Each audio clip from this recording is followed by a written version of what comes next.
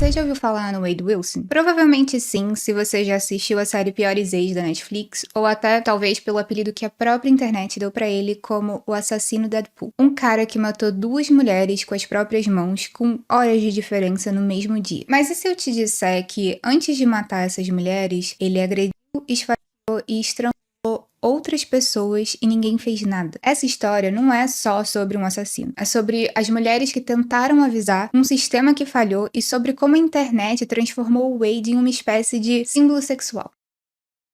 Oi, bem-vindos de volta ao canal, pra quem não me conhece ainda. Eu sou a Bella, e aqui eu te conto um pouquinho sobre histórias de crimes reais e mistérios. Então se você curte esse tipo de conteúdo, já se inscreve, deixa o like, ativa o sininho e me segue nas redes sociais. Eu sei que eu dei uma sumida aqui por motivos pessoais, mas eu tô de volta pra contar mais um caso de true crime pra você, e eu queria agradecer do fundo do coração pra todo mundo que me mandou mensagem nesse meio tempo. Vocês são uns fofos. Muito obrigada pelo carinho. E aproveitando que eu tô de volta, comenta aqui embaixo, por favor, quais são os casos que vocês querem que eu traga pro canal pra gente discutir um pouquinho mais. Bom, antes de qualquer coisa, a gente precisa entender um pouquinho melhor quem que é esse homem. Wade Steven Wilson nasceu dia 20 de maio de 1994 na Flórida. Ele é filho de pais adolescentes que não conseguiram criar ele, então foi adotado assim que nasceu por um casal chamado Steve e Candace Wilson, em Tallahassee. E de fora, o Wade parecia ter uma vida normal, só que no fundo era um garoto que nunca se encaixou direito. Na escola, os próprios professores e colegas descreviam Wade como alguém que nunca soube respeitar a autoridade de jeito nenhum. Ele chegou a ser expulso do ensino médio por motivos bizarros, que foi fumar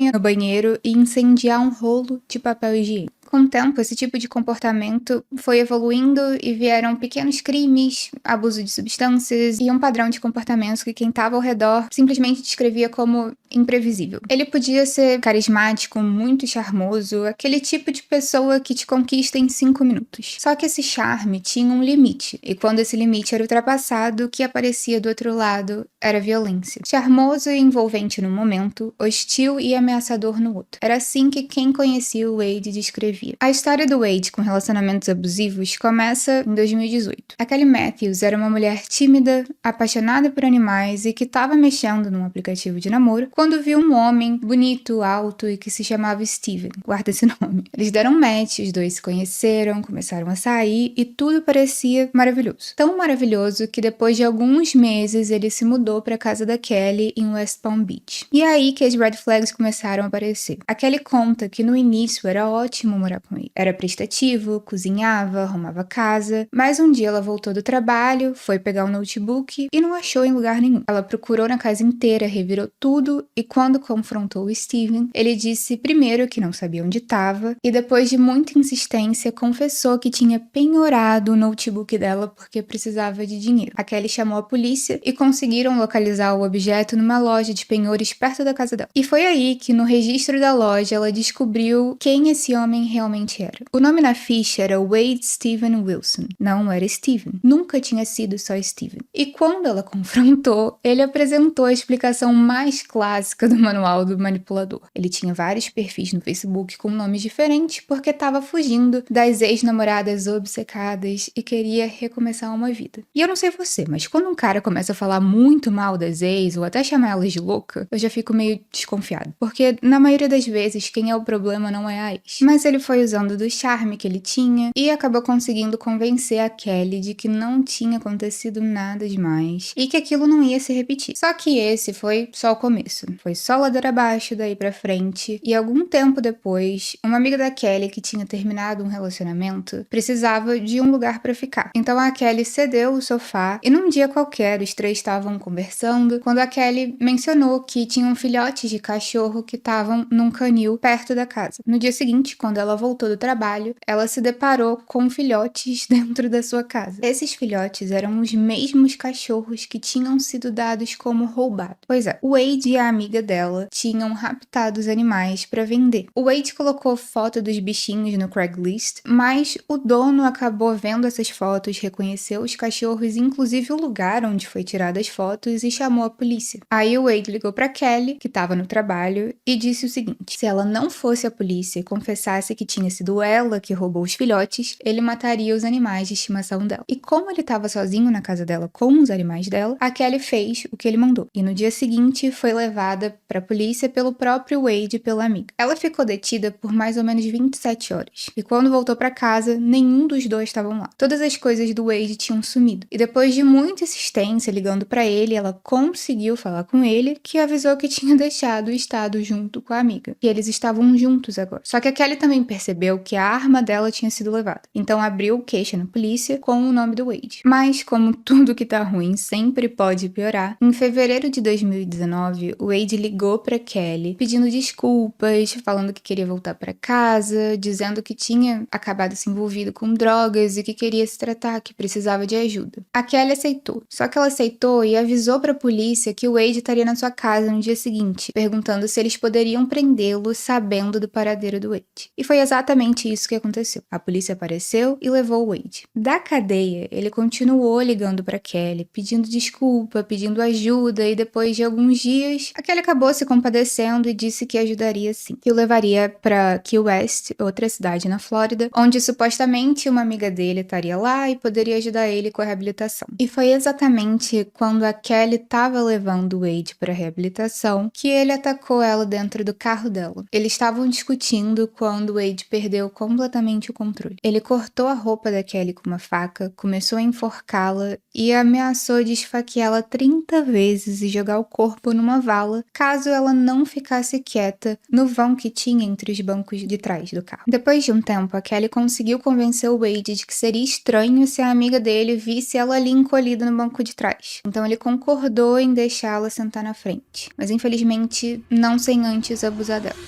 Quando chegaram, ele saiu tranquilo e foi em direção à amiga que estava esperando. A Kelly, obviamente traumatizada por tudo que tinha acabado de acontecer, ela foi pro lado do motorista e saiu em disparada direto pra casa da mãe, que disse uma coisa só: vai à polícia. E essa parte aqui me deixa com muita raiva, porque a Kelly foi pra polícia. Ela registrou a queixa, contou tudo, e o caso foi encerrado por provas insuficientes. E aqui eu preciso fazer um adendo, porque essa falha tem um nome específico. O detetive responsável pela investigação se chamava Louis Porter, do Departamento de Xerife de Palm Beach. E se vocês assistiram ao episódio da Netflix sobre esse caso, ele mostra a gravação dos depoimentos, tanto da Kelly quanto do Wade. E o modo como o Porter trata os dois é discrepante para dizer o mínimo. Com a Kelly, ele foi super ríspido, frio, apressado. E assim, isso me incomodou muito quando eu tava assistindo. Mas eu falei, ok, vamos ver o restante. Já com o Wade, ele foi super compreensivo, paciente e assim, até gentil. Nesse meio tempo, eu tava falando pra mim mesma, calma, Isabela. Pode ser que seja só uma tática, que ele tá fazendo isso pra ganhar a confiança do Wade, pra conseguir as informações que precisa. Só que nas próprias palavras do detetive, ele diz que precisava dar pro Wade a opção de dizer que não raptou, que não estuprou e não agrediu aquela mulher. E que ele tinha que acreditar na resposta. Então o Wade disse que não tinha feito nada pra Kelly e a resposta do Porter foi: ok, isso é tudo que eu preciso ouvir. Uma mulher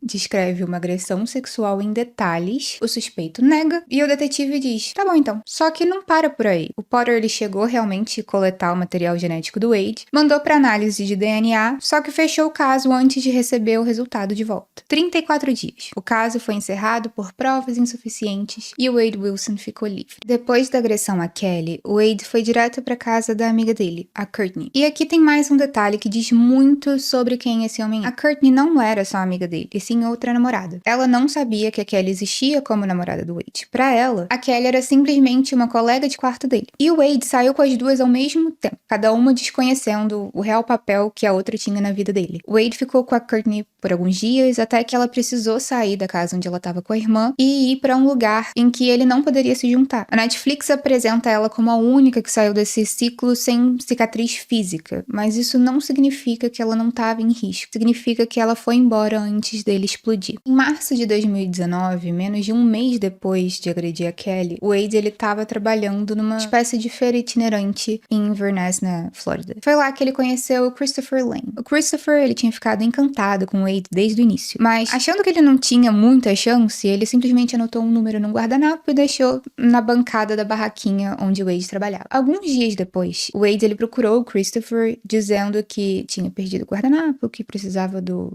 número dele, queria conhecer ele melhor e que por um acaso também estava precisando de um lugar para ficar porque tinha terminado com a namorada dele. Uma semana depois, o Wade se mudou pro trailer com Christopher. E o que começou como uma amizade acabou evoluindo para um relacionamento. Os dois namoraram por mais ou menos um mês e tava tudo bem quando a feira terminou e o Christopher disse que ia estacionar o trailer na casa dos pais para passar um tempinho a mais com a família. E aí o Wade se convidou para ir junto. Então numa noite, depois de uma festa e de uso de uma substância que o Christopher acredita ser, o Wade ele começou a surtar. Ele tinha certeza absoluta de que alguém estava tentando invadir o trailer. E o que se seguiu foram 4 horas de puro terror. Wade ameaçou cortar a garganta do Christopher com uma faca, chegou a enforcar ele, cortou ele várias vezes atingindo o peito e as mãos, e chegou a jogar o Christopher contra uma porta de vidro deslizante que tinha no trailer. Quando tudo parou, o Christopher estava completamente ensanguentado, cortado, tremendo e sozinho, porque o Wade ele tinha fugido. Então Christopher trancou a porta do trailer, tomou um Advil e foi para debaixo da mesa da cozinha, onde ele ficou imóvel no escuro até acabar dormindo. Na manhã seguinte, ele acordou com a irmã batendo na porta, que o Wade tinha procurado ela, pedindo ajuda para apaziguar a situação, e ela tava lá, sem saber direito o que tinha acontecido, tentando meio que ajudar os dois a fazer as pazes.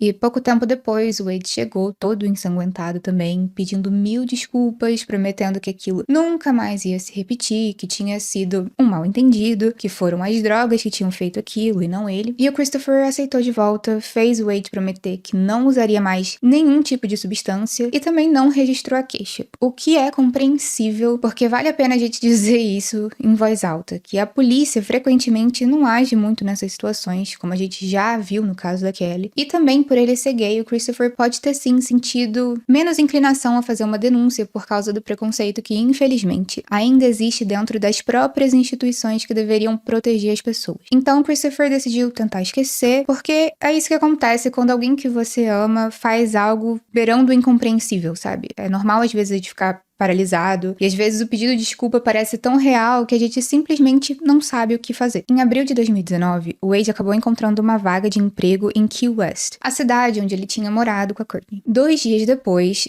ele e o Christopher se mudaram pra lá juntos. E 2 semanas depois disso, Christopher descobriu que o Wade, na verdade, apresentava ele como um primo pra todo mundo. Não um parceiro, não um namorado, um primo. Depois de tudo que eles tinham passado, o trailer, a faca, a mesa da cozinha, as promessas, Wade ainda tinha vergonha de ser visto com ele. E essa foi a gota d'água. O Christopher terminou o relacionamento, juntou as coisas dele e saiu da cidade. Mas enquanto Christopher tentava seguir em frente, a Kelly não tinha parado. Ela tinha sido agredida, detida injustamente, traída, roubada, e o caso tinha sido encerrado. O detetive simplesmente lavou as mãos e ninguém tinha feito nada. Mas a Kelly não é o tipo de pessoa que desiste. E enquanto ela tentava reorganizar a própria vida, ela descobriu no meio do caminho que o Wade estava namorando o Christopher, que por um acaso era amigo de uma amiga dela. Uma coincidência que chegou a gelar o sangue da Kelly. Só que ela não hesitou, ela entrou em contato com o Christopher para avisá-lo sobre quem era o Wade de verdade, sobre o que ele tinha feito com ela e sobre o que ele era capaz. Só que quando eles conversaram, o Christopher já tinha sido atacado pelo Wade. E a Kelly então decidiu fazer o que a polícia não fez por ela, alertar as pessoas. Ela começou a falar sobre o Wade na internet, contou a história dela, descreveu o comportamento do Wade, publicou tudo aquilo que ela sabia. Não como vingança, mas sim como aviso. E foi aí que aconteceu uma coisa que ela provavelmente não esperava, que foi o próprio pai do Wade que entrou em contato com ela e disse que na verdade ela tinha se livrado, que era uma sorte incrível ela ter saído da vida do filho quando saiu e que ele conhecia o filho. Então pensa nisso por um segundo. O pai do homem que agrediu você liga para confirmar que você fez bem em sair. As publicações da Kelly continuaram circulando e um dia uma amiga viu os vídeos e reconheceu uma situação familiar demais. Ela entrou em contato com a Kelly e disse que o Wade estava namorando uma mulher chamada Melissa Montanes. a Mila. A Kelly foi atrás da Mila, tentou conversar, a Mila contou que sim sofria abusos do Wade desde o início do relacionamento. A Kelly tentou novamente fazer ela terminar, contou tudo que tinha vivido, tudo que tinha sido descoberto, tudo que o Christopher tinha passado, só que a Mila estava presa num ciclo que quem tá dentro raramente consegue enxergar de fora. E aqui cabe uma pausa, não para julgar a Mila, mas para tentar entender que sair de um relacionamento abusivo raramente é uma decisão simples. Existe o medo, existe a manipulação acumulada, existe a sensação de que talvez dessa vez seja diferente. E as pesquisas mostram que, em média, uma pessoa tenta sair 7 vezes antes de conseguir deixar um relacionamento abusivo de vez. 7. E isso não é fraqueza. É porque o abuso ele faz com que a percepção da realidade de uma pessoa mude completamente. A Kelly fez o que podia, avisou quem conseguiu avisar, só que a Mila não saiu. E aqui dá pra traçar uma linha muito clara, quase como uma régua da violência. Com a Kelly, tudo começou bem, e aí vieram as ameaças, os roubos, os enforcamentos e, infelizmente, a agressão sexual. Com Christopher também, tudo começou muito bem, só que aí veio aquele surto, veio facadas, ele foi jogado numa porta de vidro, e aí veio a Mila, que nesse relacionamento, desde o início, tinha agressão. E era uma agressão que simplesmente ia escalando. Dentro de poucas semanas do namoro, a Mila já tinha chamado a polícia por causa dele várias vezes. E em uma das agressões, os dois estavam no carro quando Wade ficou furioso por causa de algumas mensagens no celular dela. Ela tentou sair do carro, ele foi atrás, rasgou a saia dela, começou a brigar com ela no meio da rua e a enforcou até ela desmaiar. Ela acordou no banco de trás do carro com as mãos amarradas e uma espécie de venda improvisada nos olhos. Então ele levou a Mila até uma propriedade com um barco atracado num pier e eles foram para dentro desse barco na água onde não tinha como escapar de lá. E infelizmente agrediu ela sexualmente. A Mila foi na polícia e o Wade passou 3 meses e meio na cadeia por isso. Ele tinha acabado de ser solto, poucos dias antes da noite em que o pior aconteceu. Na noite de 6 de outubro de 2019, o Wade e a Mila foram juntos ao Buddha Live, que era um bar com música ao vivo lá em Cape Coral. A Mila, ela nunca usava bolsa, tipo uma coisa dela. Ela enfia tudo nos bolsos, os 2 celulares, carteira, cartões, chaves, e quando não cabia no seu bolso, ela entregava pro Wade guardar no dele. E nessa noite em específico, ela deu as chaves do Dodge Hellcat dela, um muscle car de quase 400 mil reais, pro Wade guardar no bolso. Por volta das 10h30, chegou a Amy, a melhor amiga da Mila há 10 anos, que estava indo conhecer o Wade pessoalmente pela primeira vez. Eles encontraram ela lá dentro e o Wade era alto, quase 2 metros de altura, parecia super simpático, então os 3 começaram a beber, dançar, e foi aí que tudo começou a dar errado. Ficou aquela situação chata em que quem já saiu com amigo, casal, sabe o que eu tô falando, que é, tá tudo bem, e do nada eles começam a brigar entre eles. E aí o Wade começou a falar que queria sair dali, porque queria ir na casa de um amigo e usar drogas, o que a Mila não tava afim,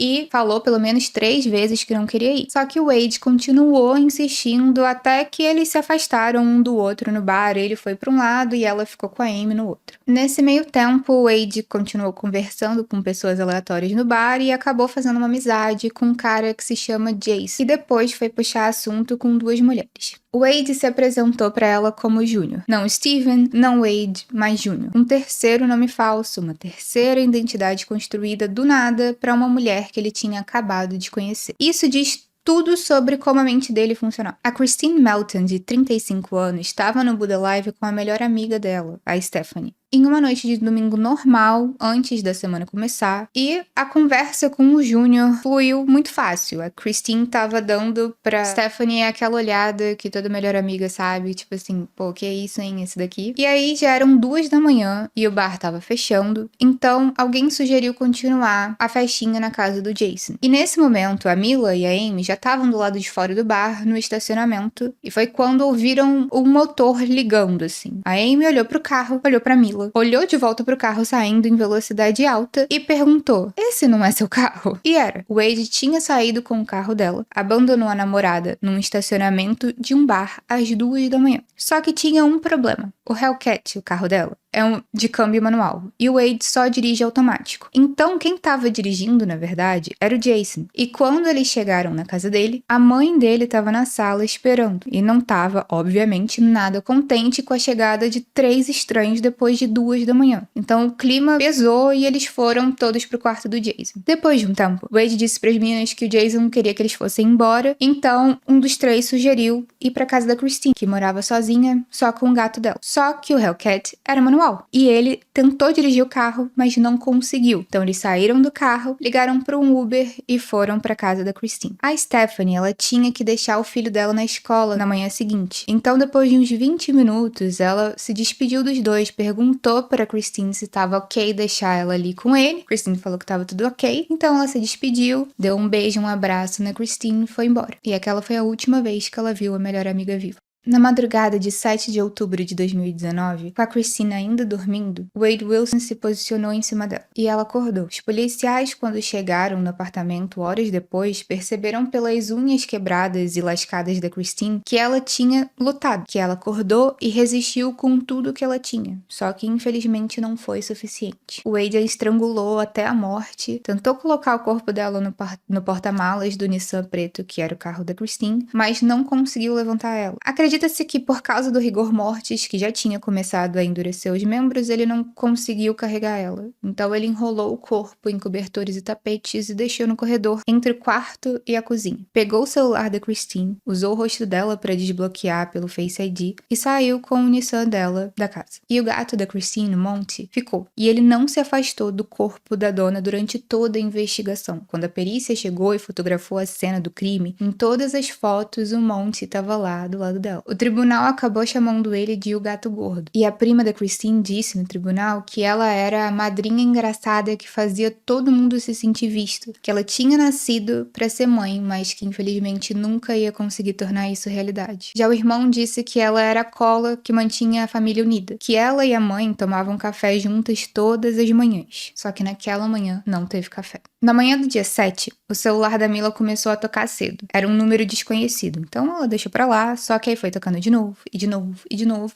E ela atendeu. Era o Wade, tranquilo, calmo, perguntando onde ela tava. Só que o que a Mila ainda não sabia era que um número desconhecido que tava ligando pro celular dela pertencia a Christine. Era o telefone de uma mulher que tinha acabado de ser morta. Wade estava no volante do Nissan preto da Christine, usando o celular dela, fingindo que estava tudo normal. E a Mila não sabia disso, ela na verdade só queria o carro dela de volta. Então a ligação oscilava com a mesma facilidade que o Wade oscilava. Era um eu te amo pra cá, a gente resolve isso, e depois da próxima vez que eu te ver, eu te mato. A Amy ouviu a discussão, foi pra sala, olhou pra mim e falou tipo, cara, isso tá errado. Então elas fizeram um plano. A Mila ia fingir que tava tudo bem, combinando um lugar público pra eles se encontrarem, que era o estacionamento da própria clínica estética dela, que era um lugar que ela conhecia, um espaço aberto, e a Amy foi junto. Só que no caminho, o celular da Mila não parou de tocar. E no estacionamento, quando finalmente o Wade chegou, ele tava num carro estranho. Ela tava esperando ver o próprio carro. Então, quando chegou um Nissan preto, ela não fez nada, ela não viu que o Wade estava ali dentro. Até que ele começou a buzinar e a Mila foi até o carro. O Wade, ele tava no banco do motorista e ela assim que chegou falou assim, olha, eu quero meu carro de volta. Só que o Wade não respondeu com palavra. Ele enfiou o braço pela janela, não pela porta, pela janela, e começou a tentar puxar a Mila pra dentro pelo vestido dela. Só que graças a Deus ela pensou rápido, ergueu os braços pra cima da cabeça como quem tá tentando mergulhar, sabe? Enrijeceu o corpo todo e ficou parada enquanto ele tentava agarrar tudo que conseguia alcançar. A Amy, juntamente com várias pessoas que estavam vendo aquilo acontecendo, ligaram para emergência. A polícia foi chamada, mas o Wade acabou escapando. Os policiais localizaram o Nissan preto perto do Joe's Crab Shack, foram até a janela do carro, abordaram o Wade pedindo para ele sair, mas ele começou a desconversar e quando o policial virou por 2 segundos para chamar reforço, o Wade acelerou e saiu com o carro. Com o carro da Christine, o Wade estava rondando pelo bairro quando viu uma mulher andando na calçada. A Diane Ruiz, de 43 anos. Ela estava indo trabalhar. A Diane era uma bartender no Moose Lodge em Cape Coral. Há 5 anos já, trabalhando no mesmo emprego emprego sem faltar um único dia, e os colegas falavam dela como o coração daquele lugar. Ela sempre ajudava todo mundo, tinha aquela personalidade que iluminava o ambiente, e tinha uma gargalhada tão alta que dava pra ouvir de longe. Ela era mãe de 2 filhos, o Brandon e o Zane, que um dia falaram sobre ela num podcast e disseram que a mãe era a definição de uma mulher forte e independente. Que ela fazia o papel de mãe, de pai e de melhor amiga ao mesmo tempo. E ela estava noiva. O noivo se chamava Scott Hannon. Naquela manhã, ela tinha mandado a última mensagem pro noivo antes de sair, reclamando que ele não tinha se despedido dela com um beijo antes dela sair pro trabalho. E ele disse que tinha dado sim. E ela disse que não. Então, esse era o tom da última conversa que os dois tiveram, sabe? Uma briguinha fofinha de casal. A Diane, ela tava a caminho do trabalho, a pé, quando o Wade parou o carro e pediu direções para uma escola, perguntando se ela poderia entrar no carro dele e guiar ele até lá. E ela entrou. Dentro do carro, ele a estrangulou enquanto dirigia, os olhos varrendo as ruas em busca de um lugar, quando ele finalmente encontrou um terreno baldio com mato e parou o carro. Ele arrastou a Diane para fora, só que viu que ela ainda respirava, então ele voltou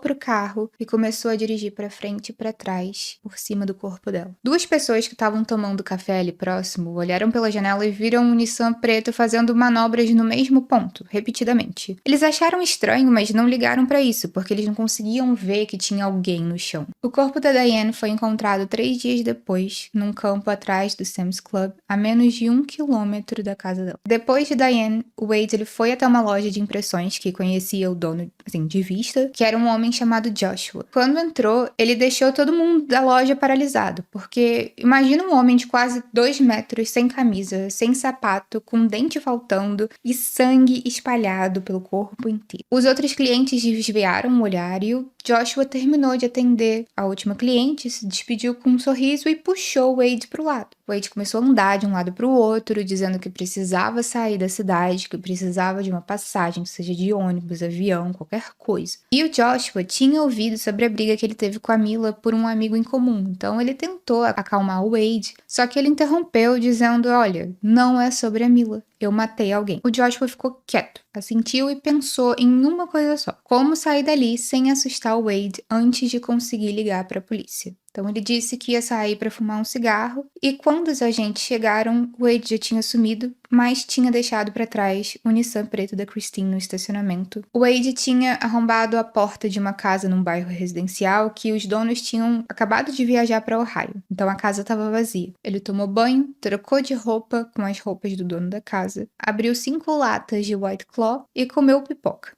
E aí ele começou a ligar para o pai biológico. O Stephen, ele conheceu o filho tarde. Como eu disse, os pais biológicos do Wade tinham 14 e 15 anos quando ele nasceu, e ele foi adotado logo depois do parto. Então Wade foi conhecer o Stephen só quando já tinha 18 anos. E desde então o relacionamento dos dois era bem simples. O Wade ligava quando estava com problema. E era exatamente o caso de agora. Nas primeiras ligações, o Stephen achou que o filho estava meio chapado. O Wade ele ficava repetindo que tinha feito algo que não dava para desfazer, que tinha matado pessoas, e o Stephen conhecia as histórias malucas do filho, então pensou que fosse só mais uma história, sabe? Mas o Wade continuou ligando e continuou dando detalhes, até que à noite ele descreveu tudo. A Christine dormindo, ele se posicionando em cima dela, estrangulando a Diane na calçada, o que aconteceu logo depois, e o Stephen ouviu algo que ele não esperava. O filho descrevia os assassinatos com orgulho, não com remorso, não com pânico, mas com empolgação de quem quer compartilhar uma notícia boa, sabe?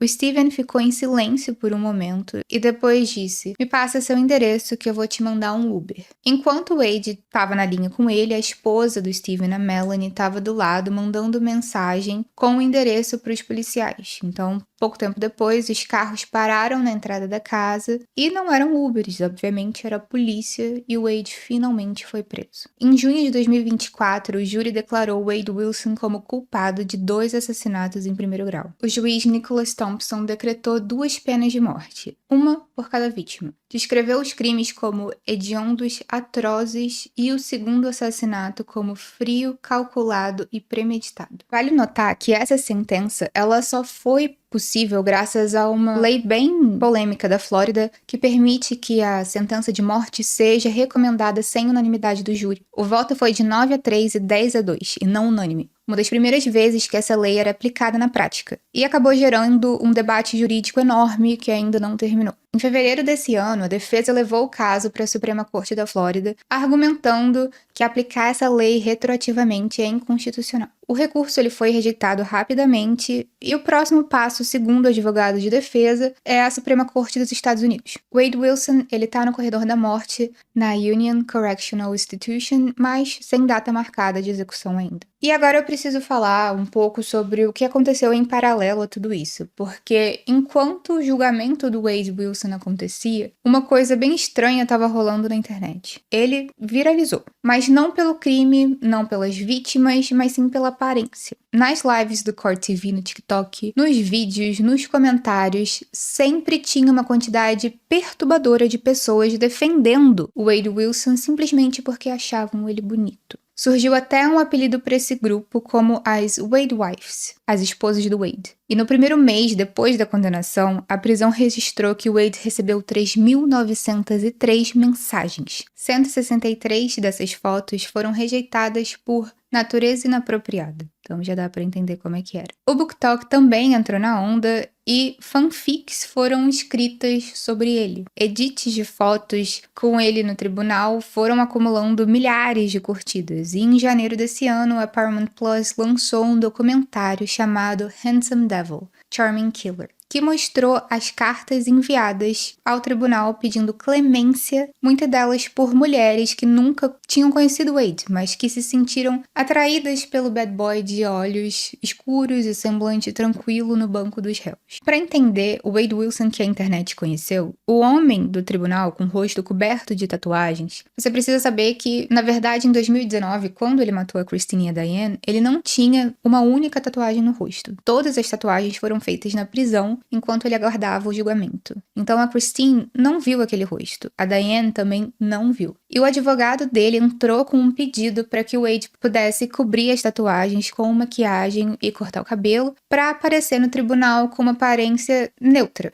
Em relação à maquiagem, foi negado o pedido, mas você vê sim que o Wade ele tá com roupas normais de terno e cabelo cortado durante o julgamento. Só que o corte que ele usou foi de um jeito em que o lado raspado mostrava o símbolo nazista tatuado no couro cabeludo dele. E dá pra ver o próprio advogado de defesa se sentando do lado do cliente, meio que sacudindo a cabeça com um nojo visível. As tatuagens, aliás, contam uma história. O 14 no pescoço é um código de supremacia branca, as 14 palavras de um manifesto neonazista. O 88 do lado significa AJ, que é Heil Hitler, e ele tem um sorriso do Coringa tatuado no rosto e a frase Bread for War embaixo do queixo. E na cabeça, o maior símbolo nazista de todos, que fez questão de exibir no tribunal. E na prisão, ele se juntou ao Unforgiven, que é a maior gangue supremacista que tem no estado da Flórida. Esse é o homem que várias pessoas da internet decidiram chamar de gostoso. Na psicologia, existe um conceito chamado de efeito halo, que é um viés cognitivo bem documentado.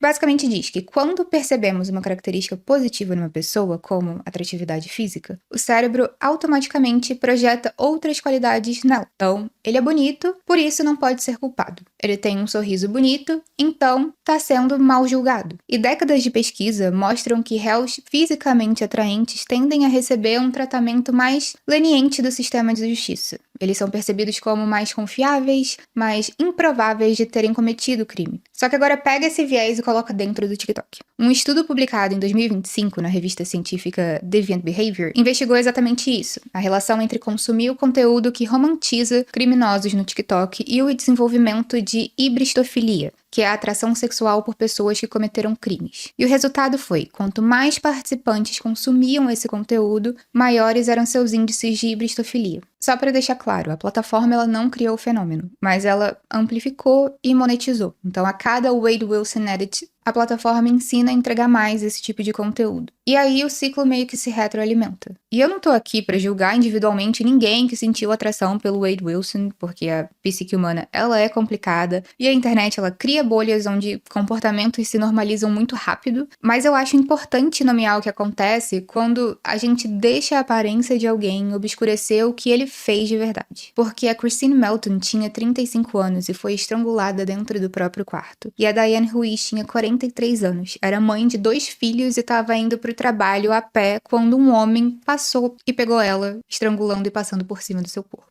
Essas mulheres, elas não são figurantes na história de alguém que ficou famoso no TikTok. Elas são a história. E toda vez que eu mergulho num caso assim, tem uma coisa que fica martelando na minha cabeça, que é quantas pessoas tentaram avisar. A Kelly, por exemplo. Ela foi na polícia, ela registrou queixa e ela descreveu exatamente o que ele fez. E a investigação foi encerrada por um detetive que, mais tarde, a própria polícia admitiu que não fez o trabalho direito. E que ainda está empregado, então. Depois da condenação, a Kelly Matthews, ela deu uma entrevista onde disse algo que eu não consigo tirar muito da minha cabeça, que é, quando eu ouvi que ele recebeu a pena de morte, só conseguia pensar. Se o departamento do xerife de Palm Beach tivesse feito o trabalho, essas 2 mulheres provavelmente ainda estariam vivas. Em setembro de 2022, 3 anos depois dos assassinatos, a Kelly entrou com uma reclamação formal contra o Louis Porter e o departamento do xerife de Palm Beach. A revisão interna concluiu que o Porter deixou de conduzir uma investigação completa e detalhada. E a punição? 2 semanas de suspensão. 2 semanas. Em janeiro desse ano, quando o episódio da Netflix virou